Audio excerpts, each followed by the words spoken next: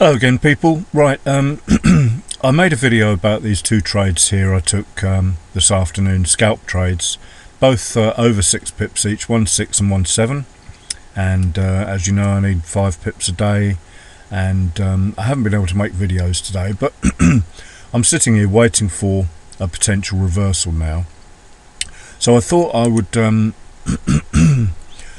would actually just put together a video of what I'm waiting for. So excuse me, like I say, apologies for not making any videos today, but I've been in and out all day literally, so and that's again why scalping suits me, because I just like to look at the charts, draw a load of lines. These were all drawn about an hour ago on a totally blank cable chart. I could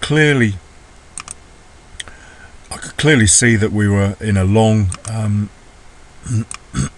biased day, as it were. We'd broken that descending trend line there on this H4 chart, and we had clearly been trending up on this side of that V as well. Tighten up those trend lines as you go. In fact, that should be there and there. Look at a few more other videos to see how I do that, but basically as the lows are the highs are broken, then this becomes a valid support line, and once this high is broken by the new high, that becomes a valid support line here, and so on and so forth, and here broken by this price here, that's valid. So you just keep tightening those up, and now what I'm looking at is just a sign of a reversal on this. We can clearly see we're well over the average daily range, so this is prime target for reversing. What I'd like to see ideally is an H1 print red here, and then wait till the price drops below and hits that 20 level, something like we've got over here, there, and then just keep dropping down and waiting. So we can never trade against these colours, so 15 would need to be red. H1 would not necessarily have to have been closed red, but it needs to be turning red. H4 would be nice to see that turned red as well, something like this situation over here, there.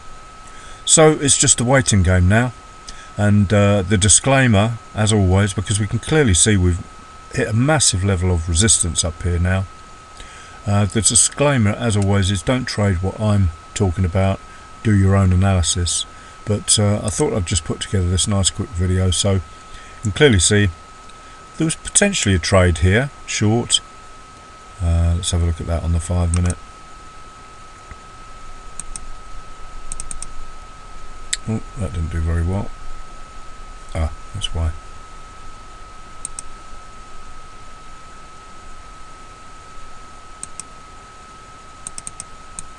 There. And then just keep dropping down, looking at the lower time frames, making sure they're aligned, and then obviously making sure you could sing the trend song and close. So the 15 minute would have low, high, high, low, high, high, high, low, lower, high, lower, low, and eventually it closed below that green candle there. In fact, I don't think it did actually close. No, it didn't. But we're below, we're starting to creep below the 0 line, so the 5 minute, and then we've got the trend high, low, lower, high, lower, low, pull back. That's swing 4. So swing 1, swing 2, swing 3, swing 4, and continuation. You know, that's no different than that massive great big trend I described in the GJ chart in the previous video, in the one labelled Michael's response.